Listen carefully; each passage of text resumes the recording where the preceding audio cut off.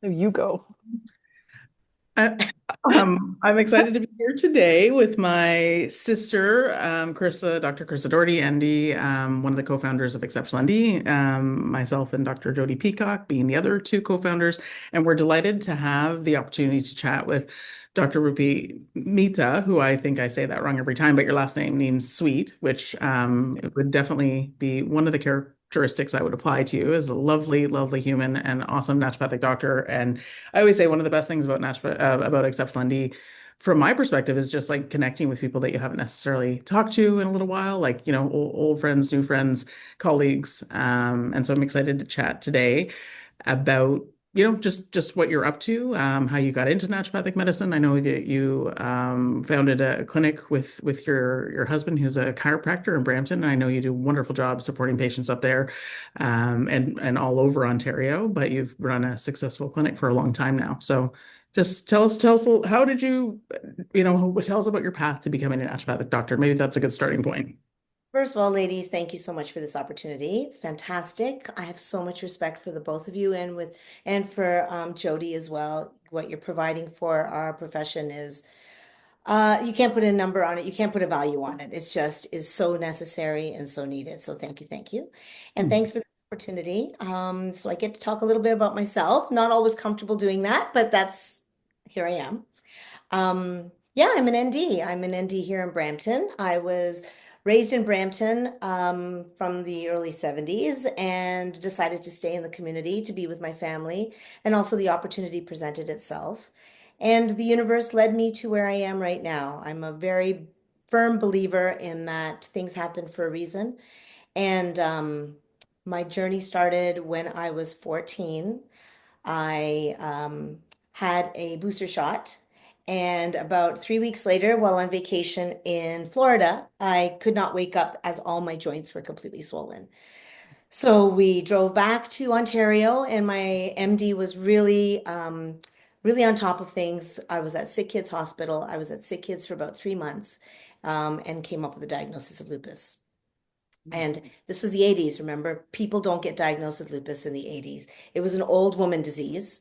And therein was my journey for the next 6 years. I spent most of my teen years at Hospital for Sick Kids. And those days, they just threw cortisone at you because they really didn't have anything else to give you. And as we all know, cortisone is both God and the devil in the same drug, right? And then I ended up being close to the tr kidney transplant list, so had to go through chemotherapy. Actually did experimental chemotherapy. At that point, they weren't using cyclophosphamide IV on pediatrics, and I was the first person in Canada. Wow. Oh, Um, and I did do that. Wasn't a pleasant experience. But in that time, my parents being first generation Indians, they didn't know where else to go. They were desperate. Of course, they were very fearful with dealing with the medical system because it was here's the doctor and here I am and I'll do anything that you say. But we reconnected with a cousin of mine, a first cousin of mine, who historically we had thought that she had moved to Canada from the UK and joined a cult because she married a white man. And, that was scandalous in our family. But she phoned me when I was at my sickest to reconnect with our family out of the blue. And she was dairy-free, gluten-free, sugar-free in the 80s. And we were like, wow, that's so strange. What is this all about? And she said, come down to New Hampshire where I live and see my naturopath. And so that's what I did.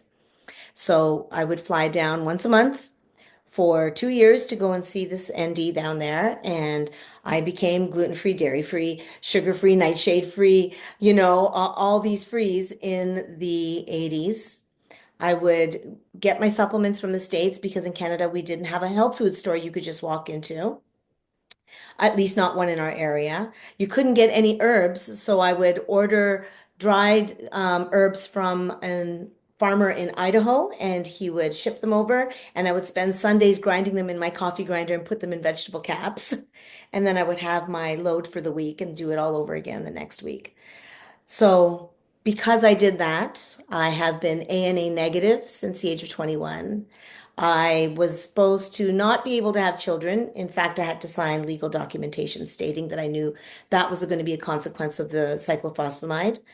And I can tell you the second my children were conceived, and I had two great home births as a result. So now I go to my medical doctor, and my medical doctor says, I don't believe you had lupus. There's no sign that you did. Your kidneys are absolutely fine. Your everything is absolutely fine. And so I always take that with me and translate it to my patients that yes, you have a certain degree of suffering that you're going through right now, and there's things we definitely need to work out. But having been on that other side and being in such a bad state, I know that it's more than just physical medicine. I know it's mental, emotional, and it's spiritual.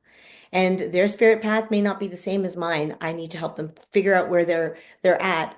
But once you get all those pieces together, and that might take 6 months, it might take 3 years. And if you keep at doing all the stuff that supports your body physically, you can get there. So these patients that come into my office distraught and say, I've got this disease, they're telling me I'm going to have it forever. It's just going to be whether or not it's in remission or not. And I'm like, first of all, eliminate that from your head. You are not this label. You are somebody who's imbalanced right now. And we just got to find what's going to make you balanced out. And you got to be my partner in this journey, and then we'll get there. And I've seen it happen over and over again. So that was my journey with my illness, right? Wow. And it was, Wow. but looking back, because of the life I have right now, I'm so thankful for the journey because I wouldn't be here if it wasn't for that. And that's another thing that I instill with my patients too, is that you may think you're in a really bad spot right now, but a year from now, you're going to look back and think about all the lessons that you learned that help you evolve as a person, as a soul, so on and so forth. Um, So then I finished high school. I went to University of Guelph. I really wanted to do international development. I ended up being an Aggie, and studied, crops and plants. And I ended up working in Jamaica for 6 months Wow. and living with the Maroons, which is the indigenous population of Jamaica. They have their own self-government. They have their own system of medicine. We Canada can learn a lot from the way that the Jamaicans treat their maroon population. And they grow their own medicine, they grow their own crops. I was backpacking through Southeast Asia and through Asia later on in my years and just kept meeting indigenous healers, ethno-veterinarians, shamanic healers. And so it all kind of influenced me in every single avenue that I was partaking at that time. Then I graduated from University of Guelph and thought, what am I going to do? I'd been accepted to an Aga Khan development project in Afghanistan at the time, but I didn't really know if I was going to do that. And I walked into the university center and saw a booth for CCNM and then went, oh, there's a school for this? And applied and got in. And that was how I got to naturopathic medicine. What an Wow. awesome story. This is an awesome story.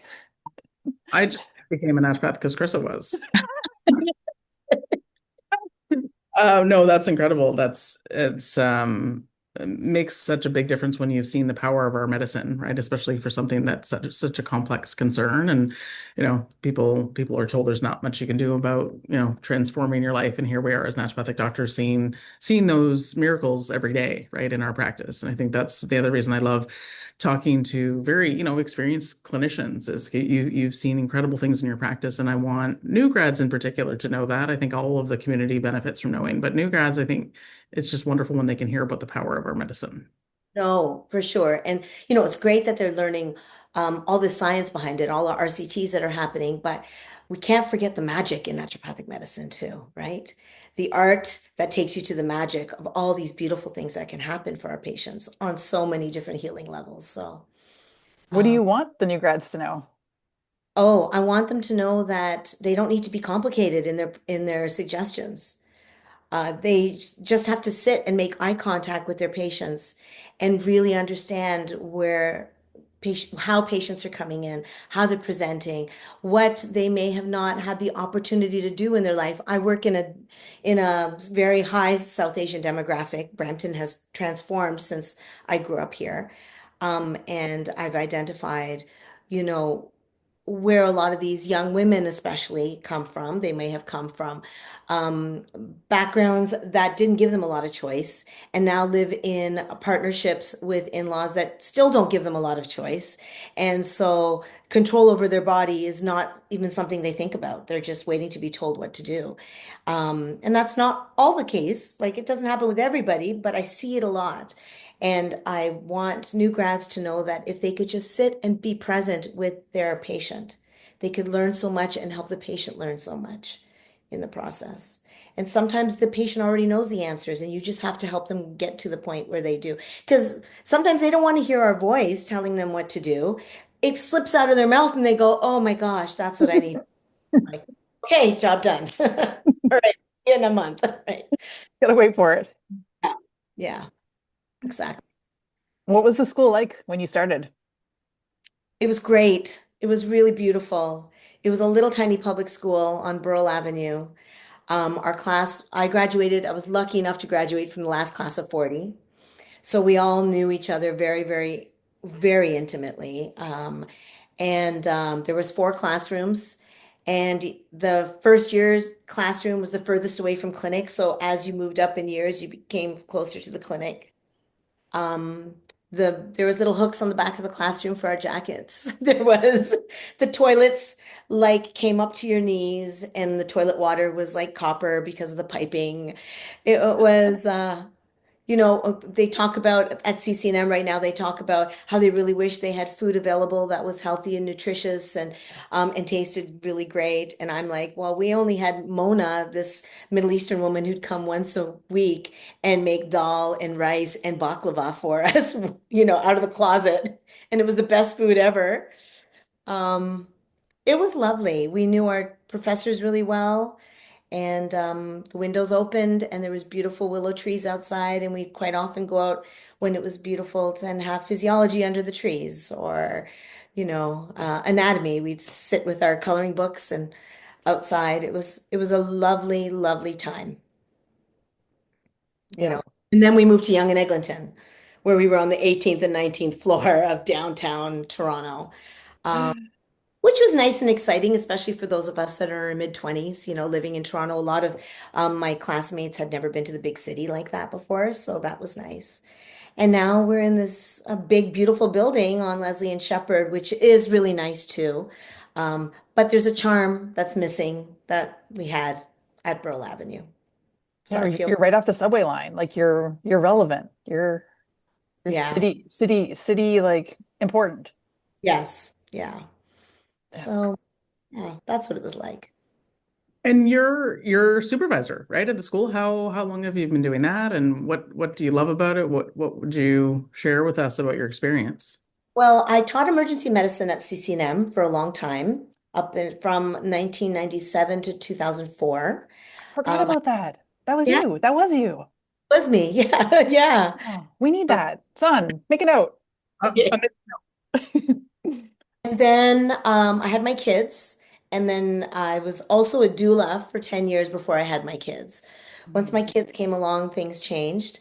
And I was kind of just focusing on kids and my own practice for a little while. And then CCNM announced that they were opening up a clinic at Brampton Civic Hospital, under the Lynn Foundation. And they received a grant to be able to use um, their outpatient clinics at nighttime because the rooms were empty anyways. So four of us supervisors were hired to do that, and it just grew and grew, and it was a very exciting time, and lots of students were really excited about it. And the hope was that we could start really having true nurturing, integrative relationships with the docs there, and that was just beginning, and then COVID hit. Mhm. And then all outpatient clinics were stopped completely. And we went online as CCNM for about a year. And then we worked out of the two urgent care clinics in Brampton. Then that got reduced to one urgent care clinic. And unfortunately, this past semester, the project was closed. So this particular clinic was closed. And however, I'm lucky enough to get a shift at CCNM. So I'm there during the week, which is exciting for me too, because do get to see my friends. I do get to be in a more clinical, academic atmosphere, which is nice too. And it gets me out of Brampton for a day.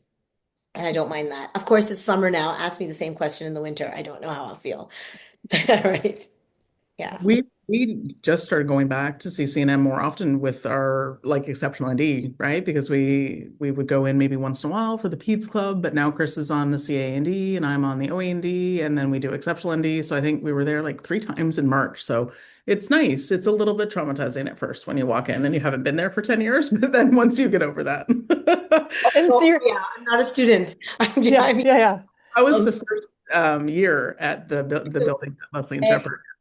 so I graduated just before you started then, because I Yeah. graduated in 99. Yeah. Yeah. Yeah.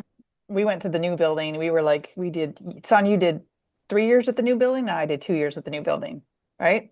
No, no Uh-huh. longer new building, but yeah. I did all four. You did We all four. Oh, you were the never went first. to, Yeah, we were the first class at oh, okay. Okay. yeah, Leslie and Shepherd. Yeah. Masters. Yeah. Crazy. Crazy. I know, right? Now I've graduated in 2003, so that's 20, I think it's 23 years. 23 Awesome. years. I know. Yeah. It's year 26 for us. Wow. 26 and going into the 27th year. Yeah, and it's really nice. A lot of my friends are a lot of my classmates were still very close. We're spread out all over the world, but it's really nice that we're connected. We still know what's going on with our families, and we've lost a few, which is very sad, but we've been able to be there for each other. And I hope the new classes are like this. I speak to the new students and say, "So, do you guys know who's in your class?" They're like, "Not really. I know about maybe 15 people." And I'm like, "Oh my gosh, mind blown. I don't understand that." But it's a different experience. Well, that's Yeah. one of the reasons we wanted to have in-person conferences was just like this family, the feeling of the naturopathic community and staying connected. And like we give students and recent grads back to 2023, 50% off registration. So we want them to come. We want them to be potentially be a place where they can reconnect, right? And see people. And I know when I was, they asked Carissa to speak. So NFH asked Carissa to speak in Saskatchewan a few years ago, but her daughters have this huge dance thing every summer, the same weekend. And so then NFH was like, okay, I guess Sonya can speak. So I went and I think I did all right, but it just felt Well, like family. Like it was some naturopaths I knew, but not all, not most of them. And it just felt like going to a family reunion. And I talked to Chris and Jody really wanted us to do in-person conferences. And I was like, I was tired, so it took some convincing, but then I was like, this is such a huge opportunity. And then and we were all like, we want that feeling, right? That feeling that I felt in Saskatchewan, that I feel in Nova Scotia when I go to that conference where it's like they're friends and colleagues, but they're almost like family because we've been in each other's lives for so long. yes, yeah. And it's so great for especially if you've never really met an elder in the community, right? It's to be able to connect with them. When I was a student, we would go to the AANP as students and volunteer time, so we didn't have to pay the fees and everything. And that was incredible because at nighttime, the elders would be like, "Okay, we're all going to be in the hot tub in the pool." So there you are with like Alan Gaby and Russell Mars and Zara Jeff, and you're just it's just. It was so we looking at each other going, are we really here? Like this is really incredible and so motivating. And I love the way you guys have set up your this project of yours because it's a great way for A to get CEs, B to be able to get great information that is so wide and so across the spectrum. I find the balance is really great. But it's also great for newer grads and students to go and see, oh my gosh, I've never heard of that modality before. Or you can do that, or that exists, and then be able to connect with somebody in person and say, I want to learn more. Tell me where I can learn more. Because they're not getting that anywhere else. They're doing enough readings. They're already spending Yeah. enough time on devices. So they don't want to read it, they want to experience it. They want to feel it. And you guys are providing this place that they can do this. So thank you. And you, Thank you. speaking in October, we can't wait just with your experience and enthusiasm, right? I think Chris and I were talking last week, and it's like what draws us to certain naturopathic doctors to have, you guys speak at the conference or to do talks for us or to do these interviews. And I think it's really this passionate feeling that a lot of us still have for clinical practice, even though now we're the elders, right? Which is kind of wild, but I guess that's the silver hair here. That's my purple. That's on top of. I love it. I love it. It's such a smart idea. Yeah, for sure, for sure. Practice for me is a lifeline. I don't think I'll ever retire. I will always maintain some sort of relationship with naturopathic medicine and with the newer grads, the fresher blood that's coming in. There are tenets that are need to be kept alive. There are things like we need to be keep talking about castor oil. We need to be keep talking about homeopathy in all the different ways that you can get it, whether it's Bach flower remedies or moon remedies or Australian indigenous remedies.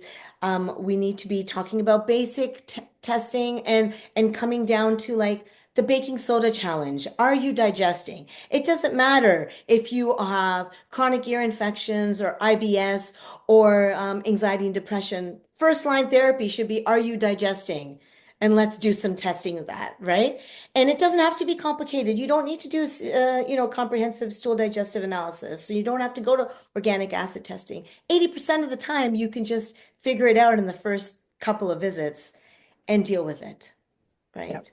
Yep. And that's what we need to teach the students and the newer grads and reiterate ourselves because for those of us that have been practiced for a while, you'll find you're right on top of things and you do things a certain way, and then all of a sudden you don't do it anymore. And then you rediscover it a year or two later and go, why did I stop? And then you bring it back in. So um, that's why I love what I do because I don't know if they'll get that information anywhere else. And I We don't want appreciate it. Instagrammer or TikToker who, has had nil education whatsoever or printed up their own little degree. And they might say something and then scooch it with something that doesn't make sense. And I'm like, oh, you almost had it. And it was so close. Oh, oh. Or the biggest issue I'm having right now is people who come in and say, "Oh, I tried this, but it didn't work." So, my husband was saying I shouldn't go to a naturopath because their stuff doesn't work. And I was like, "Well, what did you try? And how long did you try it? And what was the brand? And what was the source?" And no, you didn't try it. That's not a naturopathic remedy. You didn't do it properly. And I'm trying to educate people that if you're going to see somebody who can put the whole picture for you together. Health food stores are great. They're our bread and butter, but they don't know your case. They don't know you as an individual. And that's what naturopathic medicine is all about, right? What's your practice look like now? Like, what does it look like? Well, my husband is a wellness-based chiropractor. He practices Gonstead chiropractic, which not a lot of chiros do. And we do on-site x-rays, full spine x-rays. And he does measurements, and those are the spinal segments that he continually adjusts. Um, there's myself. I've got two associates. One's virtual, Dr. Anna Frere and Dr. Nav Garaya, and they're wonderful, wonderful women. I've got a social worker, and we've got a physiotherapist who comes in twice a week as well. Um, it's a very boutique kind of practice. It's not very clinical at all. We have a fireplace, heated floors. We put a lot of effort into it. We were in the Bramley City Center, for those of you who know malls, for 15 years, and life was great. And luckily, we were able to move to our own space. And thank God we did because we did work through COVID as much as we possibly could. And we wouldn't have been able to do that had we been in our previous space. I myself work 2 days a week, and then I supervise, and life is good. I'm happy. I feel very blessed and fortunate enough to be in a space where I can do that, and I want to support my associates, get them busy, get them going, and give myself the time and space to move on to my own growth where I'm moving more into spirit medicine and even psilocybin therapy, not necessarily as a naturopathic doctor, but understanding it more and doing things of that nature. Always learning. Always Oh, learning. I was learning. Yeah. Yep. Yep. Sounds awesome. Thanks. It is awesome. Life is good. It's the best profession, and it has so many things that people will talk about maybe not being ideal, whether it's like, from a school perspective or um the tools that we have in our toolbox, or that naturopathic doctors often will recommend different things to different people for the same thing. Like we all have our own approach, but as a mom, And as like a human, it is just the best profession in the world. Like I get to help my patients, I get to help my kids. I'm self-employed, so I have flexibility in my schedule that other people don't have. It really is wonderful for new grads or recent grads who are out there and maybe you're not feeling how amazing it is. That's one of the reasons we want to interview a doctor like Dr. Mita because you've had a lifetime of success. Yeah. No, I've been very, very lucky. And I also want new grads to know, coming back to your question, Carissa, is that you can make a good living doing this job. A lot of them come out feeling very, very despondent and like, oh my gosh, everybody's saying I'm not going to make a lot of money. Well, listen, you got to work. You got to build a practice. You're building a business.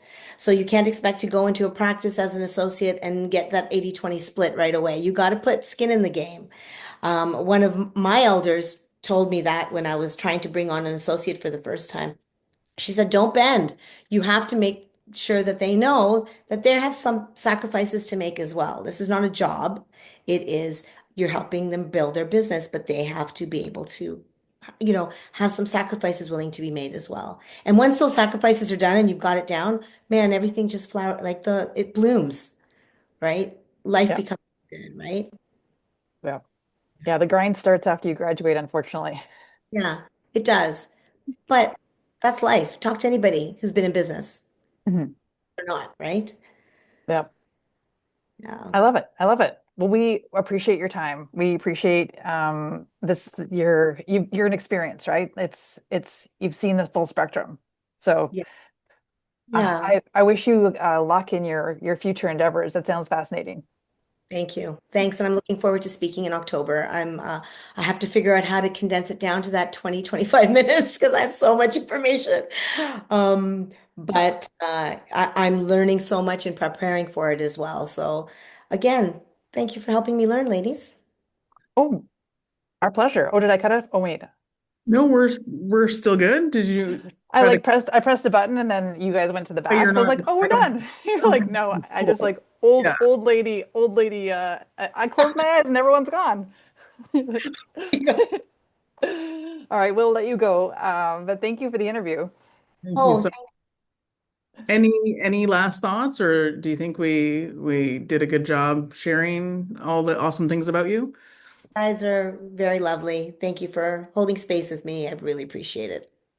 Well, thank you. And I just think it's hard for some naturopaths or some younger naturopaths to understand like how many patients you would have helped in the time you've been out, right? And not only that, but helping other naturopathic doctors evolve and build their practices. And now, not now, but continuing to support the students at the school. It's a lot. It's a lot of effort and love that you're putting into our community, and it's very much appreciated. Well, it all comes down to love, right? Everything that we do. Yeah, well said. Yeah. Thank you, ladies. Appreciate it. Thank you.